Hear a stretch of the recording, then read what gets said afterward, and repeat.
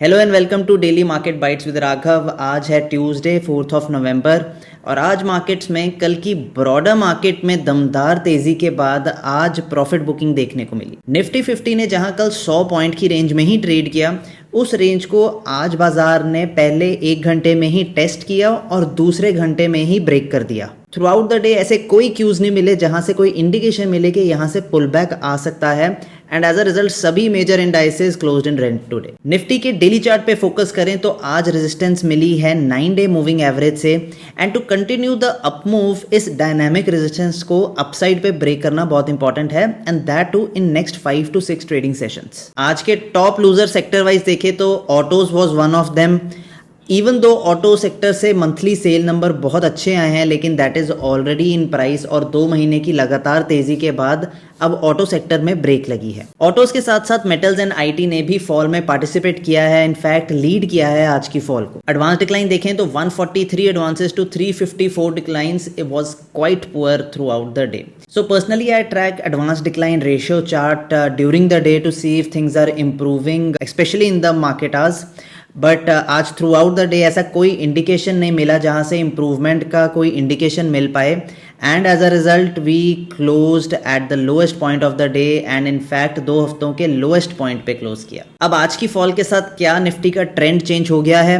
Well for that let's look at the weekly chart of Nifty 50। So like you can see after 3 strong weekly candles where volatility exploded towards upside, next 2 weeks were more of supply absorption than indecision, यानी all time highs के पास जो supply है उसको absorb करना पड़ेगा market को if it wants to go further up. इसके साथ ही ब्रेकआउट जो बाजार में आया है वो काफ़ी तेज़ी के साथ आया है, इसलिए ब्रेकआउट रीटेस्ट करना is healthier for the markets और करंटली यही प्ले आउट हो रहा है। ब्रॉडर ट्रेंड देखा जाए तो अभी ट्रेंड इंटैक्ट है and there is no change in my view that I still expect markets to hit new all time highs in coming 2 months। अब चलते हैं हम अपने अगले सेगमेंट में जहां पे आज हम प्योरली Q&A सेशन करेंगे। जो क्वेरीज मुझे आपने पूछी हैं by commenting on my videos वो मैं आज टेकअप करूंगा और उनके बारे में थोड़ा डिटेल में बात करेंगे। सबसे पहला क्वेश्चन जो मेरे से पूछा गया है is my view on the shipping industry. अब मेरा व्यू इस इंडस्ट्री के बारे में जानने से पहले थोड़ा इस इंडस्ट्री के बारे में पढ़ते हैं जिससे हमें आइडिया लगेगा कि किस साइड पे होना is better. As in, should we skip this sector altogether or should we explore opportunities in this sector? सबसे पहले आपको ये समझना है कि गवर्नमेंट गॉड फादर होती है किसी भी सेक्टर के लिए।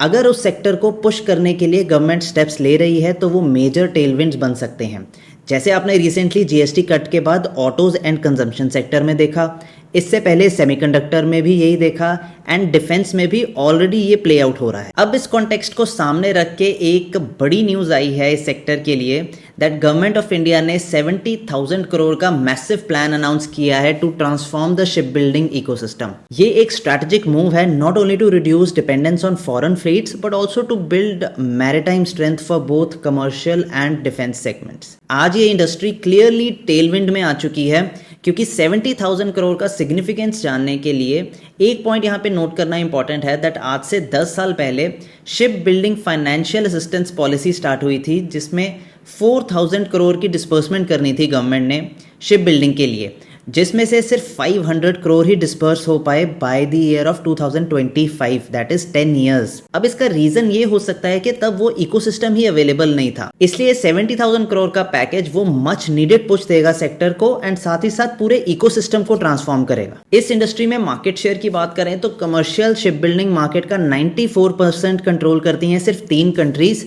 जो है China, south Korea and Japan.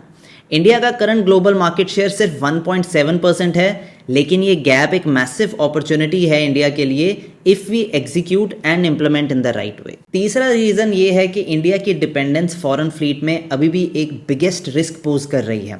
आज भी इंडिया का 95% इंटरनेशनल कार्गो फॉरेन वेसल्स पर ट्रांसपोर्ट होता है।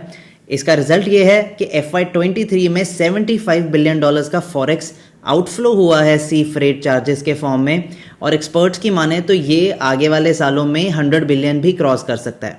यानी अगर इंडिया अपने शिप्स बनाए और ऑपरेट करे तो ये पैसा इंडियन इकोनॉमी के अंदर ही सर्कुलेट होगा, which is what the government want and aspires to achieve now. So now summing this up, that there is definitely a very good opportunity in the shipbuilding sector, mainly क्योंकि government का policy support है, foreign players joint venture कर रहे हैं Indian companies के साथ, India का market share अभी बहुत लो है and that is presenting an opportunity. India के पास साथ ही साथ डेमोग्राफिक एडवांटेज भी है with such a large coastline. इसके साथ ही अब चलते हैं अपने अगले क्वेश्चन में, जहां पे मेरे से पूछा गया है पॉन्डी ऑक्साइड्स के ऊपर व्यू. तो Pondy oxides and chemicals limited एक मेटल रिसाइकलिंग कंपनी है जो मेनली नॉन फेरस मेटल्स को रिसाइकल करती है. ये लेड, प्लास्टिक, कॉपर, एल्यूमिनियम, ये इनके डिफरेंट बिजनेस वर्टिकल्स हैं. कंपनी की क्वार्टरली परफॉर्मेंस देखें तो सेल्स में 10% और पैट में 100% की YoY ग्रोथ आई है, which is quite a blockbuster set in my opinion. Company की न्यू कैपेसिटीज़ का फर्स्ट फेज़ ऑलरेडी ऑपरेशनल हो चुका है एंड सेकंड फेज़ अगले 6 महीने में ऑपरेशनल हो जाएगा.